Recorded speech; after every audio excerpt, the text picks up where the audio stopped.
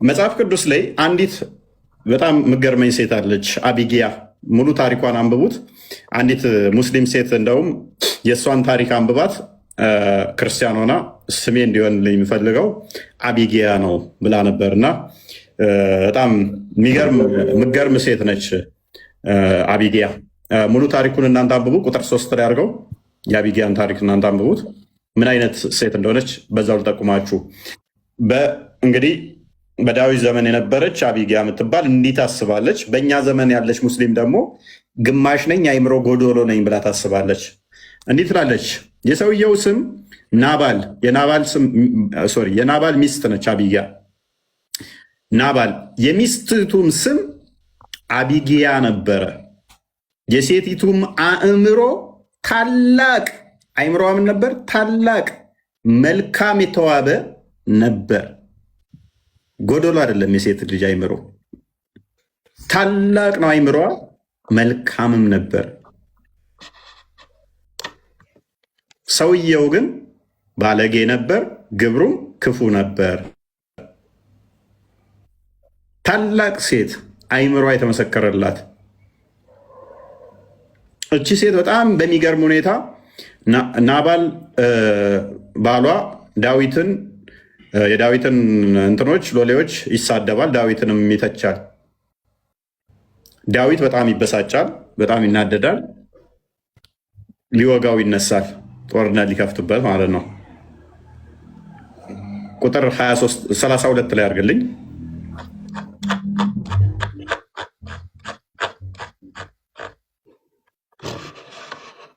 ዳዊትም አቢጊያን አላት። ሊወጋው ሰራዊቱን እዞ እንትን ባለ በኋላ አከሸፈች። እንዴት አድርጋ ነው ያከሸፈችው? ከዛስ ዳዊት ምን አለ? እንዳይወጋው እንዴት እንዳደረገች ምን አይነት አይምሮ እንዳላት ይሁ። ዳዊት አቢጊያን አላት፣ ዛሬ እኔን ለመገናኘት አንቺን የሰደደ የእስራኤል አምላክ እግዚአብሔር ይመስገን፣ ወደ ደም እንዳልሄድ በእጄም በቀል እንዳላደርግ ዛሬ የከለከለኝ አእምሮሽ የተመሰገነ ይሁን፣ አንቺ የተመሰገንሽ ነሽ አላት።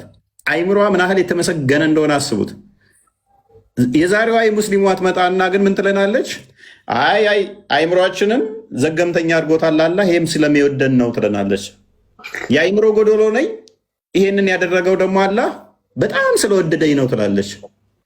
ዳዊት ሲያመሰግን ምን ይላል? አይምሮሽ የተመሰገነ ነው፣ ታላቅ ነው ይላታል። ይህንን የሰራ አይምሮሽን ይህንን ያደረገ እግዚአብሔር የተመሰገነ ይሁን ይላታል። ሙሐመድ ደግሞ ይመጣና ምን ይላል? ሴቶች ምንድናችሁ ይላል? the prophet said isn't the witness of a woman ትንሽ በለው አሻምበው አይታይም እኔ ጋ። እሺ መልካም ናሬትድ አቡ ሰይድ አልኩድሪ ፕሮፊት ሴድ ነቢዩ መሐመድ እንዲህ ይላሉ፣ ኢዝን ዊትነስ ኦፍ ውመን ኢኳል ቱ ሃፍ ኦፍ ዳት ማን አለ። የአንድ ሴት ምስክርነት ከአንድ ወንድ ግማሽ አይደለምን አለ። ውመን ሴድ የስ፣ ሴቷም አዎ አለች። ሂ ሴድ እንዲህም አላት፣ ዲስ ኢዝ ቢኮዝ ኦፍ ዲፊሽንሲ ኦፍ ውመንስ ማይንድ ብሎ፣ ለዚህም ምክንያቱ ከሴት ልጅ አይምሮ ጎዶሎነት የተነሳ ነው። ይኸው እንግዲህ በደንብ አስተውሉ። ዳዊት የአቢጊያን ጭንቅላት እንዴት እንዳደነቃ እያችሁ፣ እንዴት ዛሬ የከለከለኝ አይምሮሽ ይላታል። የተመሰገነ ይሁን። ቁጥር 3 ላይ ደግሞ ታላቅ አይምሮ አለሽ ይላል። ዳዊትን እንኳን ንጉሥ የተባለውን እንኳን መከልከል ምትችል ጭንቅላት ያለ መሪ የሆነውን ነቢይ የሆነውን እግዚአብሔር እንደ ልብ ያለውን እንኳን አቢጊያ ኖ አርመዋለች። ታላቅ ጭንቅላት ፈጣሪ የሰጣት። ከዛ መሐመድ ይመጣና ኖ ሴቶች ታላቅ ጭንቅላት የላቸውም፣ ግማሽ ናቸው፣ ጎደሎ ናቸው፣ የአይምሮ ጎደሎ ናቸው። ይሄ እኮ አላህ ስለሚወደን ነው፣ አላህ ይወደናል፣ አላህ ስለሚወደን ነው። ይሄ የሙስሊሞች ዲሌማ ነው። መልካም ቢላ